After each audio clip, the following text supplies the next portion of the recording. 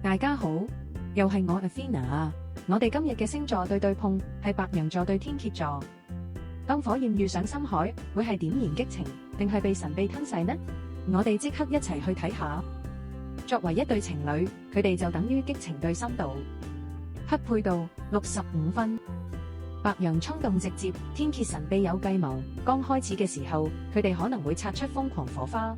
但當白羊發現自己無法掌控局勢，天蠍嘅佔有欲可能會對佢哋變成一種壓力。如果想走得長遠，白羊要學識耐性，天蠍就要學會信任。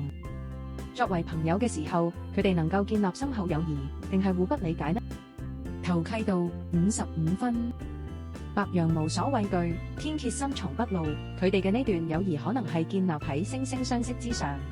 但白羊嘅直白可能會令天蠍覺得欠缺深度，而天蠍嘅神秘亦會令白羊覺得難以捉摸。如果喺職場相遇，佢哋會係一對高效搭檔，定係出現一番龍爭虎鬥呢？合作度72分。如果佢哋兩個要合作，白羊負責行動，天蠍負責謀略，絕對會係一對夢幻組合。但係如果佢哋要競爭同一個位置，白羊嘅衝勁對住天蠍嘅計謀，結果好可能係大局一直都喺天蠍暗中操作之下，而白羊到最後先至發現，原來自己一早已經輸咗。喺競爭層面上，白羊對天蠍就相等於速攻對耐性。競爭百分比42對58，天蠍略勝。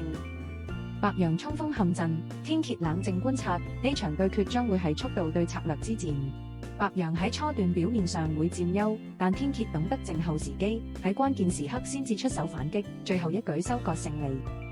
總結：白羊對天蠍，白羊同天蠍呢對組合就好似一場高強度對決，無論係戀愛、友情定係職場，兩個都帶住自己嘅節奏同風格，能唔能夠互補，取決於白羊嘅耐性同天蠍嘅信任感。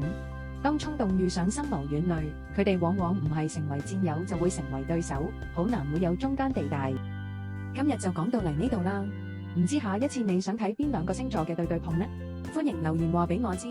仲有，記住訂閱、點讚同埋將呢條影片分享俾你嘅朋友。多謝觀賞，再見。